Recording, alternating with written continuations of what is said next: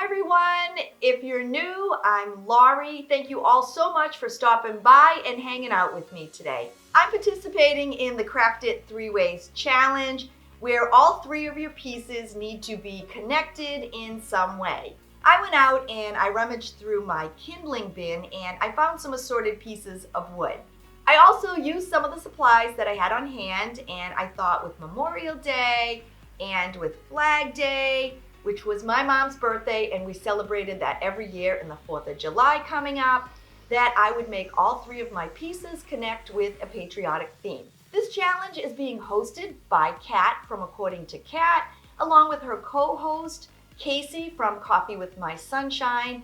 They both have amazing channels. I'm going to link them below in my description, along with the playlist for this challenge. I really hope that you enjoy all 3 of my projects, and if you haven't yet subscribed, please consider clicking that little red subscribe button below. I'm starting my first project by using this old wooden display box. I'm going to give it a complete coat with white acrylic paint. Once the coat of white is dry, I'm going to paint the 3 sections on the front. I'm using the same acrylic paint for all 3 projects. I'm painting the top piece red, the middle section white, and the last piece blue. And once I'm done painting them on one side, I then painted them on the other. I'm using some of these wooden beads as accents. I need to paint these so they'll match the project. So to make it easier, what I do is I slide them onto a pipe cleaner. Keeping with the theme, I'm painting each set of beads in the red, white, and blue. Once they dried, I slid them onto a pipe cleaner in a patriotic pattern. I trimmed off the ends, and then using some E6000 and a little hot glue as a backup, I attached them to both sides.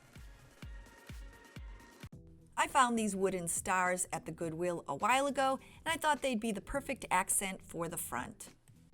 I removed the hangers and then gave each one a coat of paint. I had a package of the Dollar Tree letters, and I thought that would be perfect to spell out the USA. The best part of all these projects are that you don't have to paint them red, white, and blue. You can paint them any colors that you'd like. Once the paint had dried on my letters, I used my red and blue paint and gave them a splattered effect. Once everything dried, I used my E6000 and I attached the letters to the stars. To finish the project up, I glued each of the stars onto the front of the box. It's definitely going to make a perfect red, white, and blue accent piece in my home. I found these blocks of wood in my kindling bin, and they were all different sizes, so I thought they would make perfect wooden candlestick holders. I drilled a hole in the top of each to accommodate these little metal candle cups that I had left over from an old project. All the blocks were weathered and they had a lot of imperfections, so I thought I'd give each one a base coat of white paint. I'm going to paint stripes on my largest candle. Instead of measuring stripes onto the block of wood, I'm actually going to use some painter's tape. I want the top stripe to be red, so I'm following along the edge with my painter's tape. My next stripe is going to be white, but to keep everything in line and straight, I'm going to place down another piece of tape. I added another piece of tape to hold my stripe line. My first stripe is taped off, and to recycle some of the tape and not waste it, I'm going to use it now and place it under the last piece of tape. The most important part when adding the stripes is to keep everything straight and in line.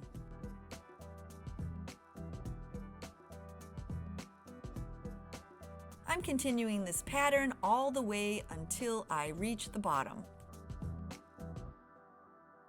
And now comes the easy part. It's just adding on your red paint.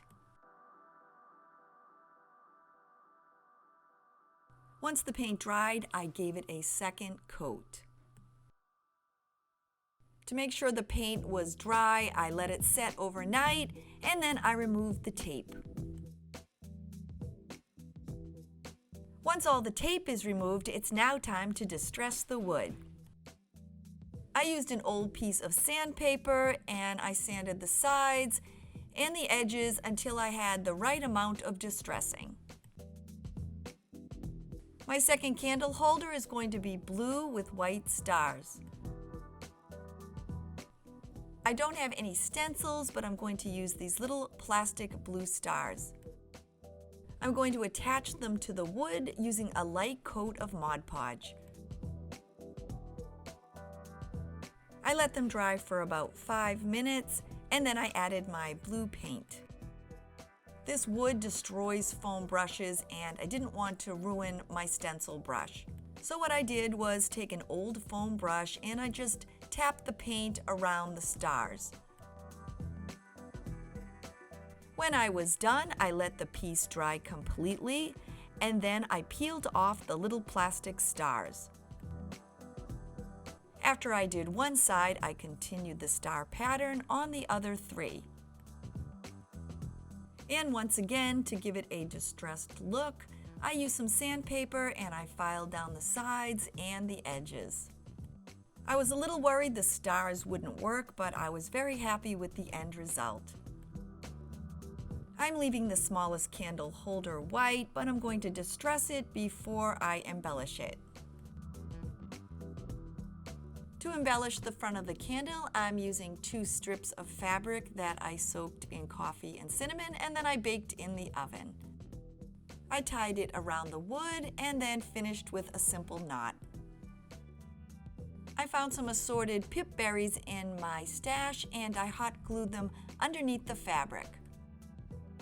I needed a little something extra just to finish off the candle holder. I found this small distressed tin star, and so I attached it to the center. I painted the little candle cups and I added them to the top of each of the candle holders. To finish off this project, I added some LED tea light candles.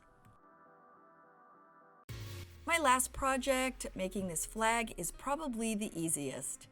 These 5 pieces of wood came from my kindling box. I'm using 2 12-inch to 8-inch and the block is 4-inch. I painted one of the 12 and one of the 8-inch red. I painted the sides and the ends and I painted the top of the 8-inch piece. Once the red was complete, I then painted the other 2 pieces white. And to finish up, I painted the wooden block blue. When the pieces had dried, I once again used my sandpaper to distress them. Once I finished with the red, I then distressed the white. And then, even though my arm was exhausted, I finished up by distressing the blue block. I found another small tin star and I used my E6000 and attached it to the center of the block. We're going to stack and glue the wood together.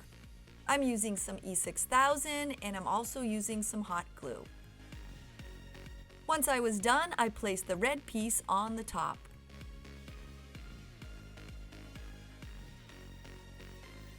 I then followed the same instructions for the shorter white piece.